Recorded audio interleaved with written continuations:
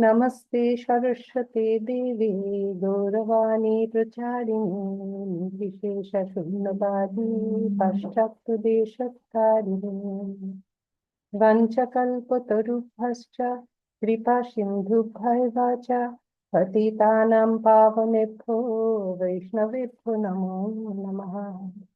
जय श्री कृष्ण चैतन्य प्रभु नित्यानंद श्री अद्वैत गदाधर श्रीवासादि गौर भक्त वृंदा। हरे कृष्ण कृष्ण कृष्ण हरे हरे, हरे Ram Ram Ram Hare Hare. So we will continue from where we left yesterday. I'll just play the video. The dissolving agent is devotion. How to relieve ourselves of this terrible burden of false ego? Devotion. And the second chapter is describing it through the meditation process. The third chapter is just devotion. Pure devotional service, change in heart. Chapter 3. Chapter 2 is the yogic process. There's a mix. I like, the methodology of meditation upon the supersoul. Some persons may have that disposition. And so that's a step above the Virat Rupa approach. You got it? We'll go back to the first paragraph. There's 3 precincts or 3 different residential areas in Brahmaloka. Pious activities, residential area. Virat Rupa or Hiranyagarbha worship area. And the yogi devotee area. And the yogi devotee keeps going. Third paragraph. We'll be like super scientists by the time we're finished reading the Bhagavatam, right? Srila Sridhar Swami explains. Okay, it's even more technical. You have to listen carefully. I'm just going to read it. Srila Sridhar Swami confirms that a part of material nature, after being initiated by the Lord, is known as Mahatattva. So what is that? Material nature is pradhan. Sum total of material substance. Pradhan. Undifferentiated sum total of material substance. It's like a giant warehouse that's practically unlimited, and there's no differentiation of what's inside the warehouse. That's the pradhan. The Lord glances upon pradhan, and then it separates. The different 24 elements separate out into their different parts, and they do it in sequence. The first one to separate out is false ego, our best friend. Then in contact with the modes of nature, false ego and goodness establishes or separates out the mind, our next best friend. Then in the mode of passion, false ego contacting the mode of passion manifests the intelligence. Oh, university students. Just need a little false ego in the mode of passion, you got some intelligence. And then false ego in contact with the mode of ignorance manifests the Panchabhuta, the 5 gross elements. And unfolding from those 5 gross elements are the 5 sense objects and the 5 sense organs. So we're almost there, where we've got 20 different separated elements already. 5, 5, and 5. 5 gross elements, 5 knowledge acquiring senses, and 5 sense objects. There's 15. We have false ego, mind, intelligence. That's 18.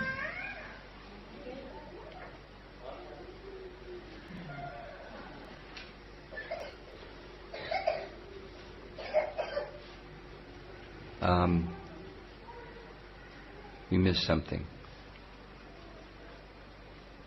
There's another 5.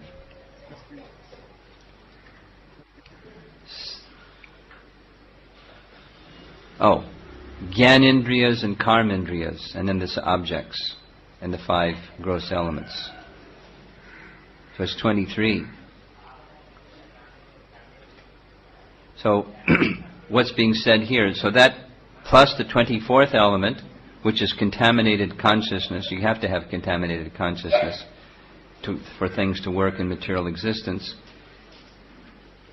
We have 24 elements, and that's what makes up the Mahatattva. A fractional portion of the Mahatattva is called the false ego. A portion of the false ego is the vibration of sound. That's material sound. A portion of sound is atmospheric air. Air separates as a grosser manifestation of ether, sound within ether. A portion of the airy atmosphere turns into forms, and the forms constitute the power of electricity or heat. Heat produces the smell of the aroma of the earth, and the gross earth is produced by such aroma. And all these combined together constitute the cosmic phenomena. What he's done here, Jiva Goswami, is he's just given a quick summary of, really quick summary, of what Lord Kapila Dev presents to Devahuti in Sankhya philosophy. He's just given us a little gloss of Sankhya philosophy that will be more prominently and in detail discussed in the next canto, 3rd canto. The extent of the cosmic phenomena is calculated diametrically. That means the diameter. The diameter of each universe is 4 billion miles. That's the hollow inside portion where the planets are. Vedic information, 4 billion miles. Then the coverings of the universe begin. The first stratum of the covering is calculated to extend 80 million miles, and the subsequent coverings of the universe are respectively of fire, fire, effulgence, air, and ether, one after another, each extending 10 times further than the previous. We're almost done. The fearless devotee of the Lord penetrates each of them and ultimately reaches the absolute atmosphere where everything is of one and the same spiritual identity. Then the devotee enters one of the Vaikuntha planets, where he assumes exactly the same form as the Lord and engages in the loving transcendental service of the Lord. That is the highest perfection of devotional life. Beyond this, there is nothing to be desired or achieved by the perfect yogi. End of purport. So, the yogi devotee can achieve the spiritual world. Do all yogis achieve the spiritual world? No, because not all yogis are devotees. And so the variable, the operative, the fulcrum upon which the whole thing rests is your devotion. Whether you're a yogi, whether you're a pious person, whether you're a scholarly person, the variable, the operative, critical item is devotion. And devotion means the rendering of service. So, to awaken that devotion and to understand how to render service, we need training. That's called Hare Krishna movement. It's what Prabhupada created, to provide us, what a gift.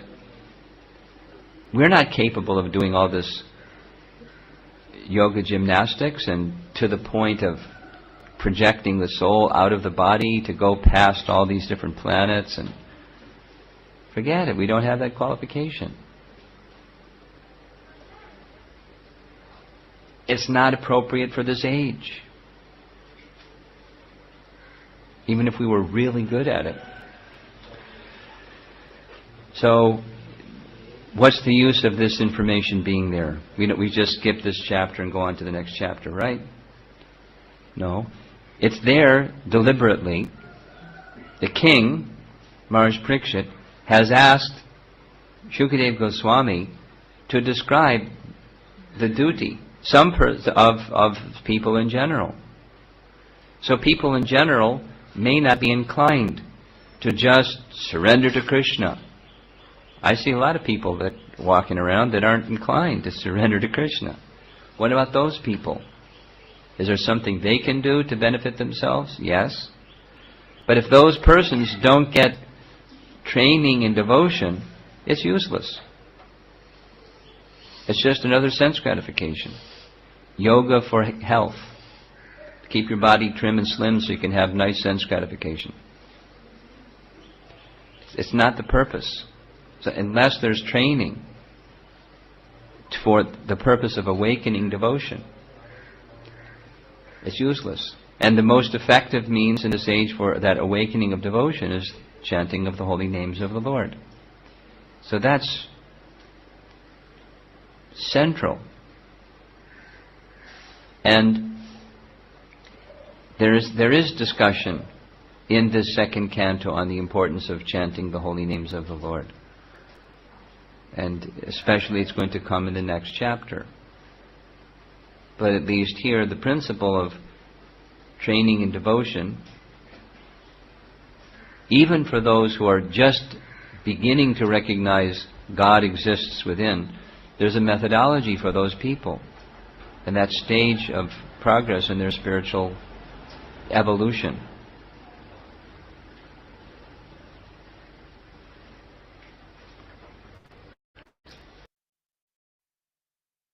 Hare Krishna Prabhu, do I pause here because we have yesterday's question to discuss, or should I play for another 5 minutes or so?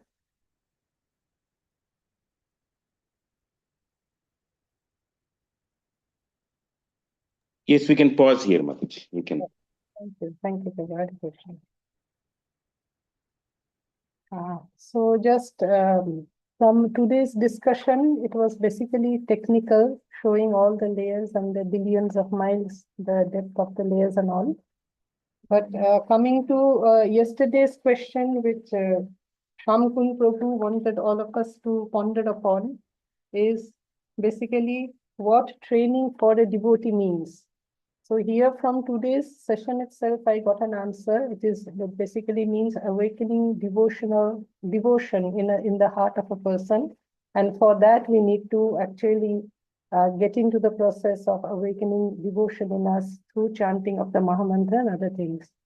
So now I would like others to volunteer and just try to answer the question that was raised by Shamkun Prabhu yesterday. So please, volunteers.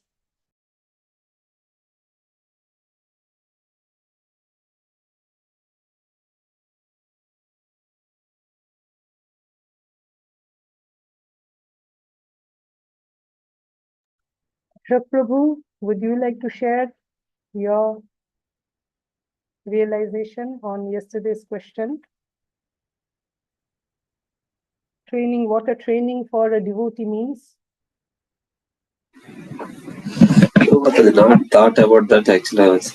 So maybe I'll just take some time. Yeah, someone. Let me also ask a few devotees, Mataji. I'll put some devotees on the hot seat. I'll put them on the hot spot. Sulochana Mataji, whatever you understand. I mean, it's not just with respect to the classes here, but from whatever you have studied, read, heard so many classes. It need not be bothered about. Don't be bothered about right, wrong. But in your mind, what is it which is called as training of a devotee?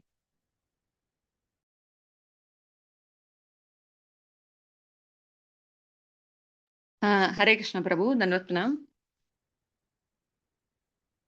Hare Krishna. We are able to hear you. Please go ahead.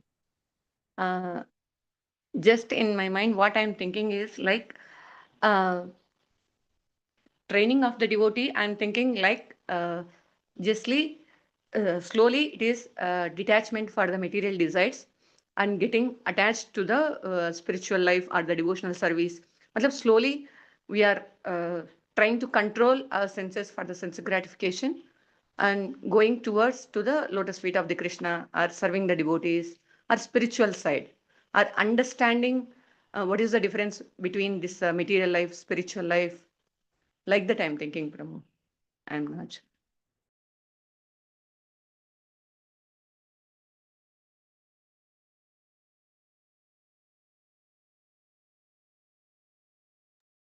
Okay. Okay. Then anybody else here? Ahila Mani, how about you? What is your understanding? Hare Krishna, Dandavat Pranam. Yes. According to me, training means basically ABCD. That is association with the devotees, chanting, reading the books, eating the prasad and serving the deities and having a disciplined life, getting up in the Brahma Muhurt and chanting. And I feel that is a training for a devotee, according to me. Okay. Nice. Nice response. Thank you. Sonali Mataji has raised her hand. Yes, Sonali. Yes. Sonali Mataji.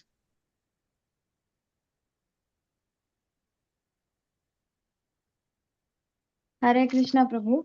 Yes. According to me, training, what I feel is training means should be like a child and parents relationship where parents give the training, but we don't say training at all, and that is considered as a training. Like for the lifetime, it is training, and that should be from gurus or acharyas or like from the entire devotee family. Okay. And what is a constituent of this train? So it's nice. The way you said it is nice. But then what are the, like say you are a parent and you are training somebody. What would it consist of? I mean, I mean, you have two children. You know what all you do for those children. But spiritual training, Prabhu, what is there? so ideally, what I felt is whatever Srila Prabhupada have done is coming like to us from say like Maharaj. So ideally, it should be 100% from them to Maharaj to us and from us to kids. But it is Hmm. not possible somehow. So, however, like No, well, no, that's the possibility side, Mataji. I mean, like, or that is the result side, etc. I'm not bothered about result. I'm just saying, what will you have in mind when you are going to train a person? What all things you think will be the elements of the training, either when you receive or when you give to somebody? I'm not sure, Prabhu. I need to think on this. Okay, fine. Prabhu has also raised his hand. So, Vilay Prabhu, please. Hare Krishna. Yes, Hare Krishna, Prabhu. yes, Dandavat Pranam. yes. Prabhu, what I feel about training is the training where devotee, how to be associated with the devotee, how to serve them in a association together, how one should be very forgiveful or like accept everyone, including all the devotees, because that is how even if there is a chance to go back on it. So there are also devotees that they will do is serve together in association. So training should be such that it is inclusive for all the devotees, and it should be submissive where there should not be a false ego of I being the center. So that is what I feel for training. Great. Thank you. Nice. Okay. Dashini Mataji has raised her hand. Hare Krishna Mataji.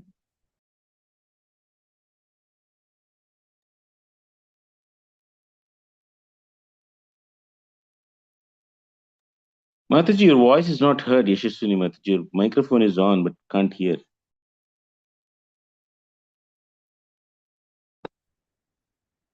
Hare Krishna Prabhu. Now we can hear. Okay. So just a few lines I wanted to say. So in Bhagavad Gita we hear that apichets duracharo bhajante mam ananyava. So anyone who is even though if he has demonic activities, if he is doing a devotional service, he can become a sadhu. And the one part of it is what Ahila Mani said, that we should follow the ABCD. That is also one part of training.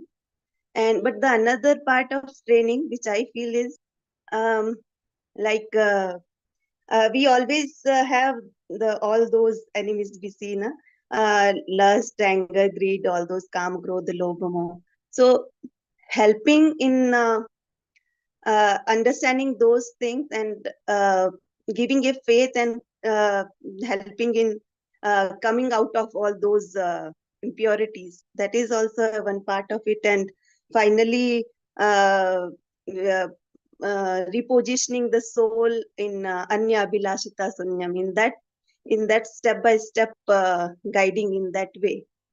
That is called means giving the confidence that these scriptures and giving confidence in acharyas and helping a soul in following the footstep of acharyas. So that is the part of training. Thank you, Prabhu. Fantastic. Thank you. Fantastic. Anybody else? Somebody, the name is Bhakta Sangha host. Is it? Ashok Prabhu has raised his hand now. Yes, Ashok Prabhu, Hare Krishna.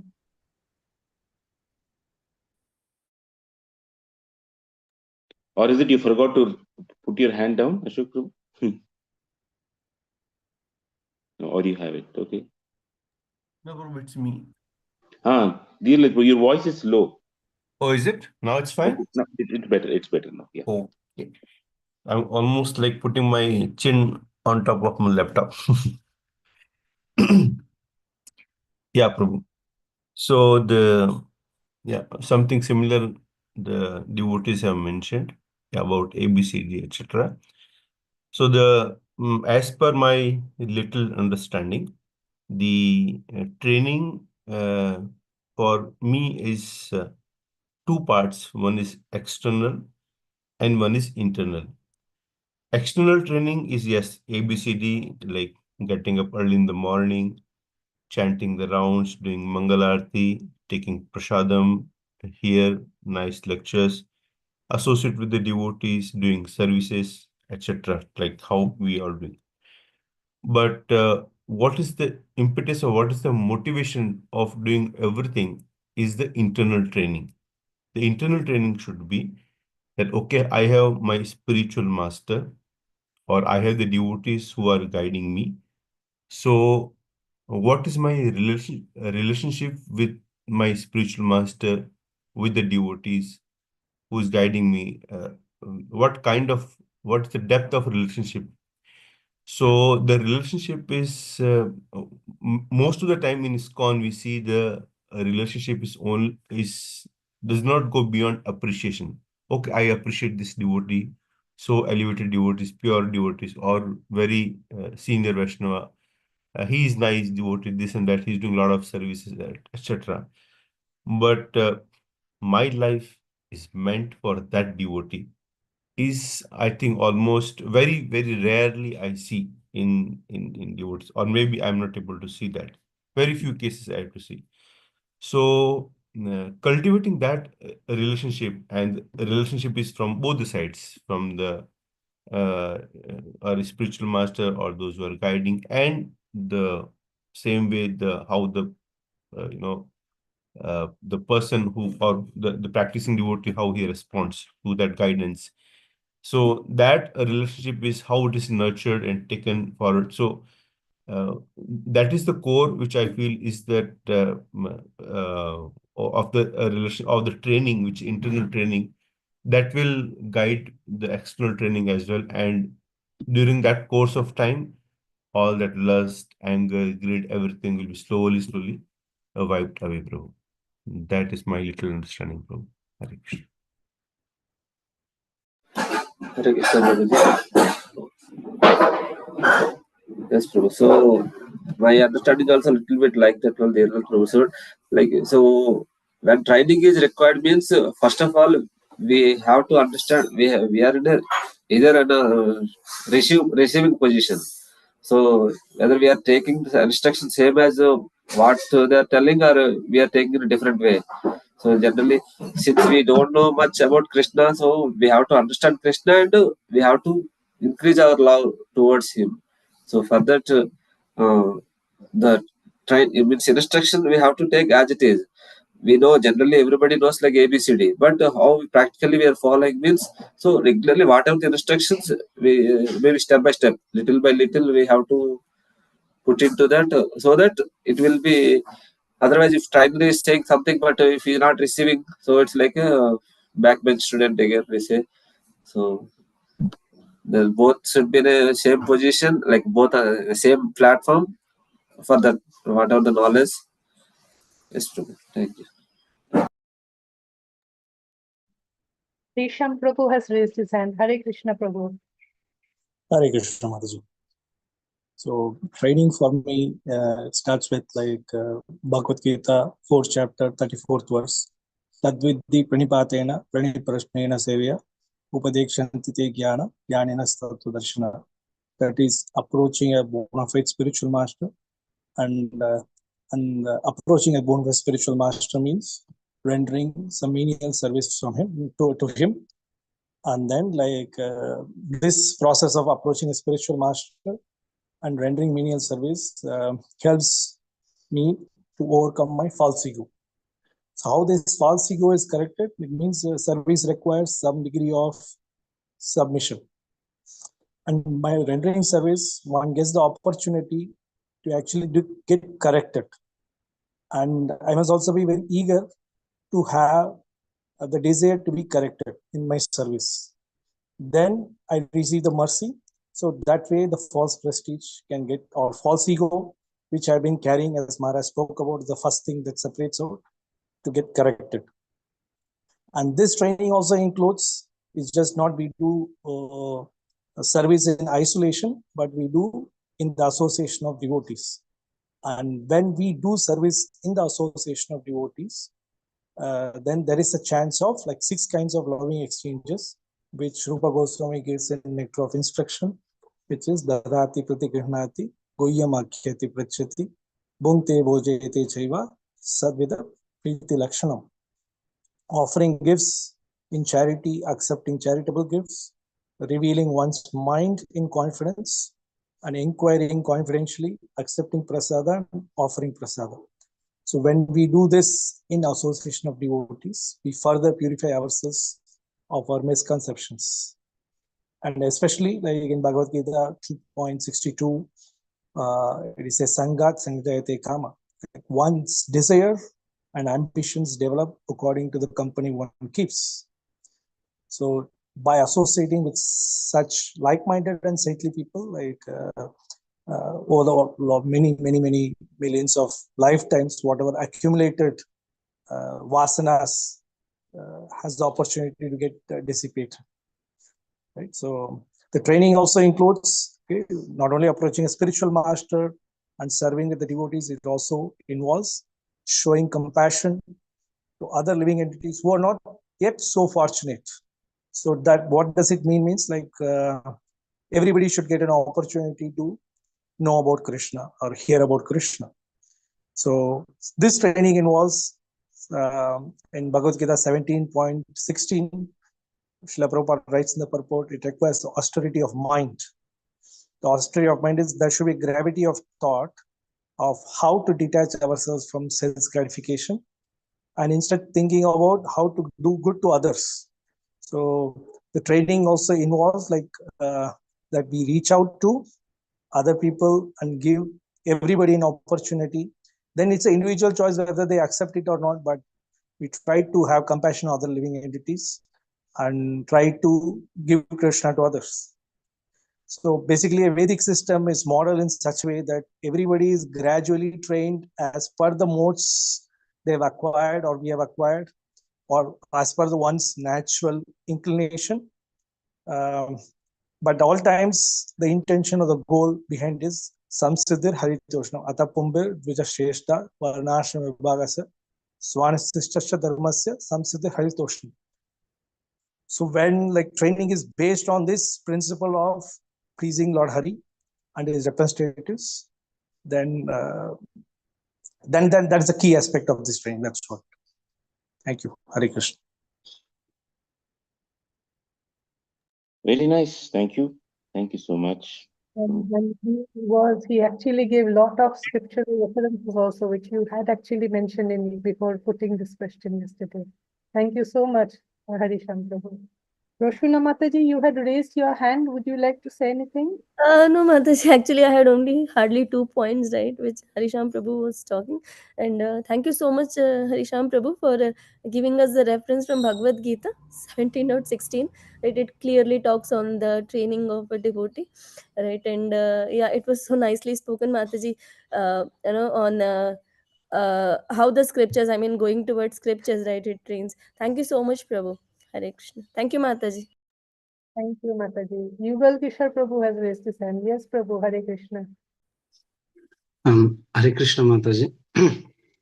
As per Srila Prabhupada's teaching, the Brahminical culture, true Brahmin, is characterized by its jnana, that's a Brahminical knowledge, or the knowledge, then the purity, compassion, then self-control, and bhakti, which is the essential foundational principles of Srila Prabhupada's teaching. The first one is knowledge, jnana. And there is a reference from Bhagavad Gita. Brahmin is one who is well versed in Vedas, Bhagavad Gita 18.42, which talks about Shama, Dhamma, Tapa, and Bhagavatam 7.11.28, the discussion between Narad Muni and Yudhishthir Maharaj. Brahmins are those who are always engaged in learning, teaching. So that is where Prabhupada says that our temples are actually institutes. And specifically in India, if you see, except ISKCON temples, nowhere the teaching is given, knowledge is given. So ISKCON is the one who is actually giving this knowledge about the soul, knowledge about who I am, who is the Supreme Lord, and what is my relationship with him. And that is Sambandha, Abhiday, and Prayojan. This foundational knowledge coming from Lord Chaitanya Mahaprabhu's teaching all the way to Srila Prabhupada and our Guru Parampara. Second thing is the purity. And Srila Prabhupada talks about the purity in 3 ways, purity of the body, mind, and speech, which essentially forms a Brahmin. And if you see Nectar of Instruction, in the preface, Srila Prabhupada says that any person who is practicing spirituality even has to control his body, his mind, and speech. Kaya, vacha, and manu. And of course, Bhagavad Gita also talks about 17.7, the food which is prepared.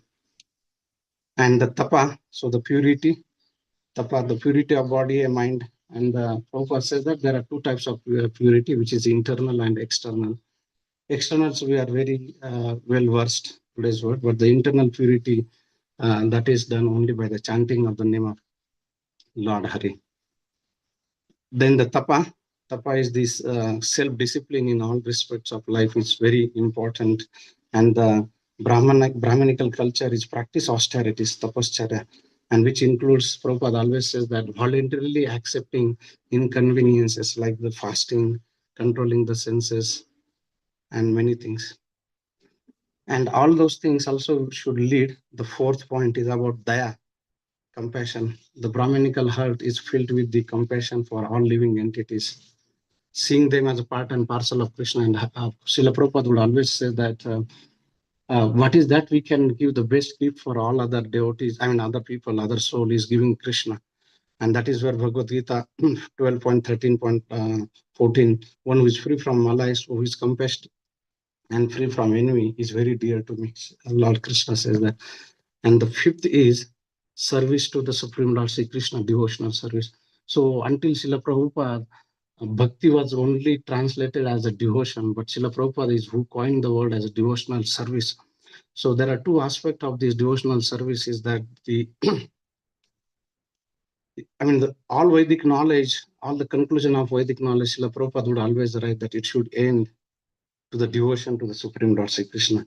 And therefore, it is a Brahminical culture's primary occupation to engage in the devotional service of Lord Sri Krishna, and which includes the 5 foundational things: chanting, then deity worship, reading Srimad Bhagavatam, and spreading the glories of the Lord, which Bhagavad Gita 9.22 and Bhagavatam 1.2.12 talks about the supreme goal of life is to develop love for Krishna through the process of devotional service.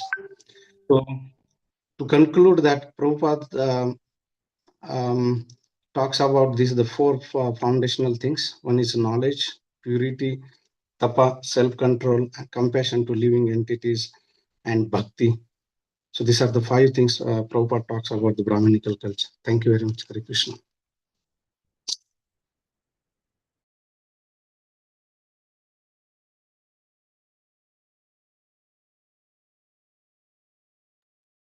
Thank you, Prabhu. That was again a very detailed and with scriptural references. Very nice explanation. Shamkun Prabhu, we would like to hear from you also. Well, I don't have much here. Everybody said nicely. I just want to hear if Shweta Mataji has something to say. Hare Krishna, Prabhuji, Mataji, Danvat Pranam. For me, I think it's a mix of what Sonali Mataji said and what Devlalit Prabhu said. What I see is 2 parts, external as well as internal, as well as a child and parent kind of relationship.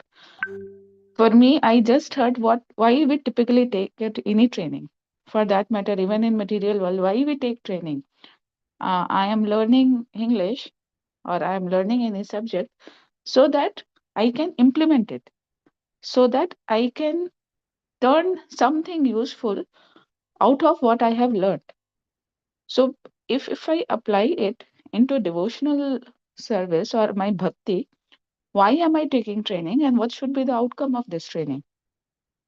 My external training instruments can be A, B, C, D, E, and everything. But then my target, what is my target? I have all these 6 enemies, Lobh, Krobh, Mad, Moh, Matsarya, everything. Is it being removed? Is it being addressed? Was I something, an improved person tomorrow, day after tomorrow, than yesterday? Or external is only at the external and nothing is happening internally. I mean, if you give a child 10th level math book and 10th level questions to solve, he will simply reject because that is beyond the capacity of grasping. So if we say that you have to become pure devotee, it's like a 10th standard maths question for a child, because we are full with what all on earth has, and becoming pure devotees will completely neglect it. We will say this is not our cup of tea. It is not something I am going to take. Better focus somewhere else where I can actually see something changing. So my point is, if there is a training, there should be a change.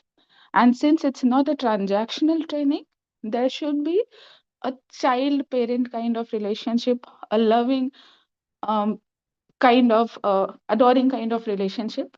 And someone who is taking training has to see how much things have they controlled or improved. Their greed, was it in control, something better, some, because until and unless these things are gone, bhakti will not come in its pure form. So for me, the very basic thing is, I have learned something. Am I able to implement it or not? If if I could implement even 1%, if I could change myself, if I could control myself for anger, for being envy towards someone, or being thinking negative about someone, the negative thoughts are coming, feelings are coming. But Maybe because of bhakti, they are subdued. Maybe because of bhakti, I'm not feeling that bad with the negative things. So for me, that is training and that is bhakti. At least for a child who is actually just learning, starting to walk with the help of the parents. So flying and running will come afterwards for me. Hare Krishna. Dandavat Pranam, Prabhu.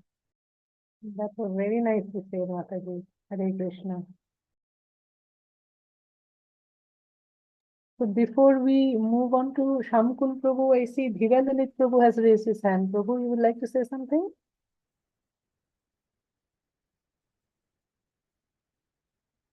Dhira Lalit Prabhu?